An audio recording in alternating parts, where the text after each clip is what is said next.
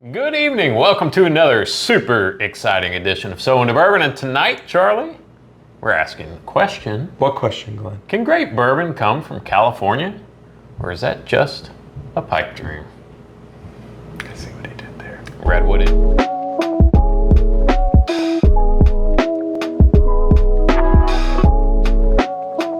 Okay, so Redwood Empire. Yep. This is a fairly new distillery. They've been around for a few years anyway. Highly regarded. Highly regarded, yes. They have some an interesting distillery out of California. Obviously, we talk about this a lot. When you start a distillery, what do you not have? You don't have your own whiskey. So you go get some whiskey and you bottle it and you do all your magic to make it your own. Initial releases were very positive. People like it. And they kind of blew up here recently, October of 2022, when they released their cask strength offering. Yeah, and another one that they released that I kind of liked was the Lost Monarch. Really enjoyed that one. So where do these names come from? Pipedream, yes, Lost Monarch. Redwood Empire, it's an area of California, first of all, that stretches from San Francisco to Humboldt Bay and then over to Oregon. And so every expression is named after an iconic redwood tree. So this one's named after the pipe dream. Is it a big tree? It's only the 14th tallest tree on the planet, 367 feet tall. That's pretty big.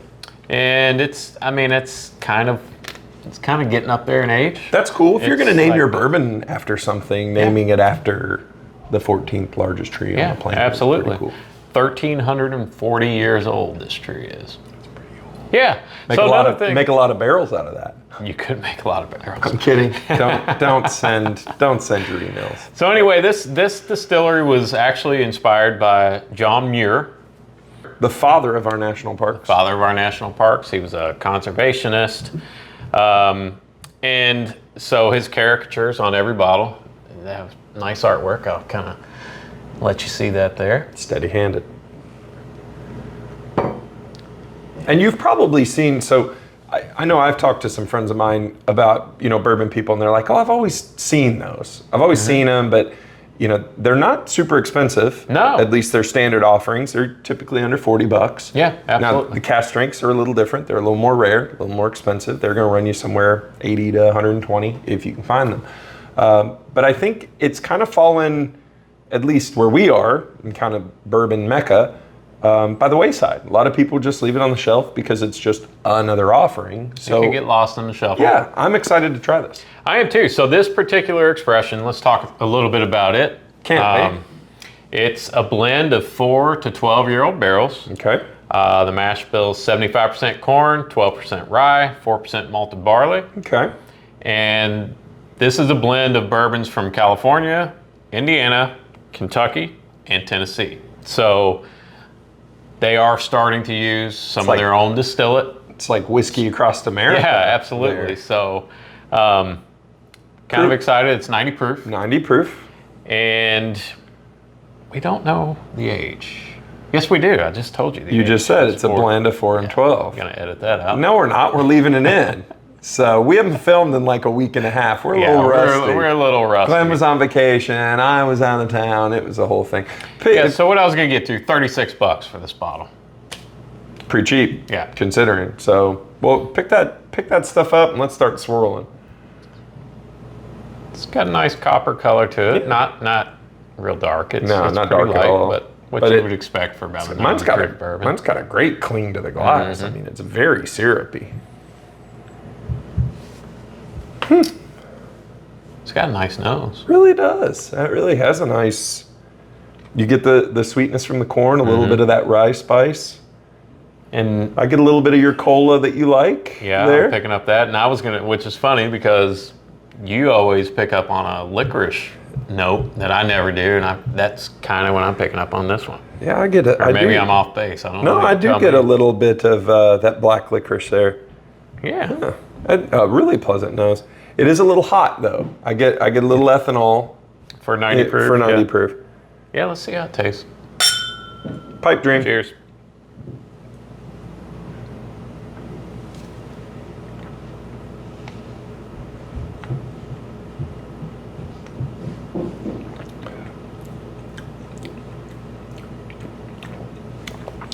You know what? Not bad.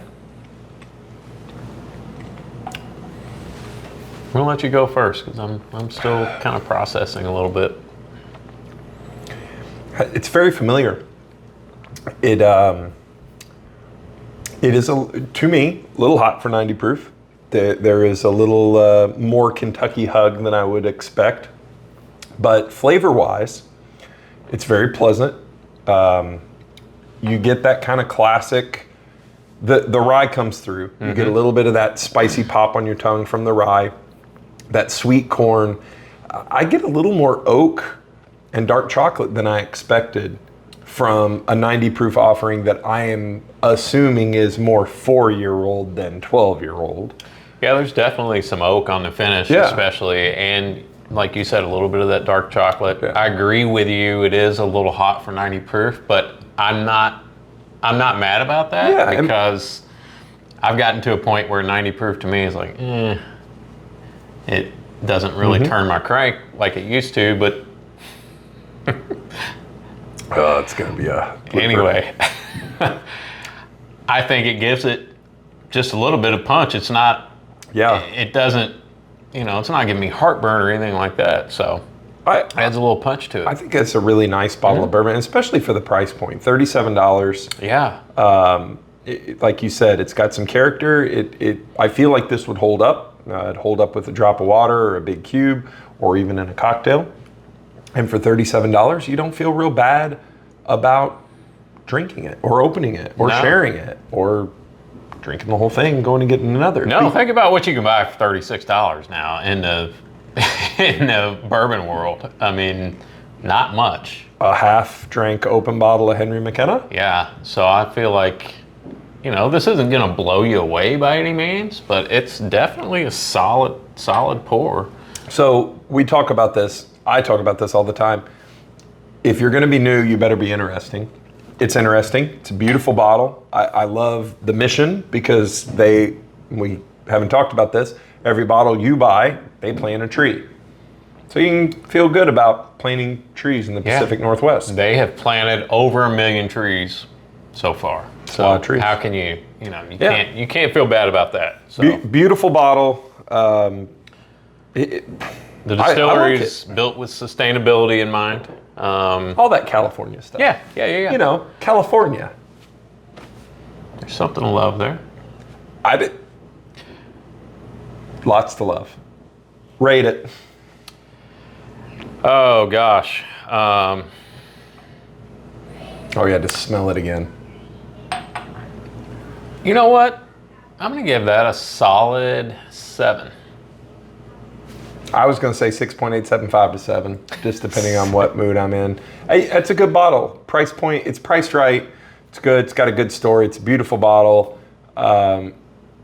This makes me want to find the cast strength expressions. 100%. Yeah. And do an episode about this and maybe some of the other expressions.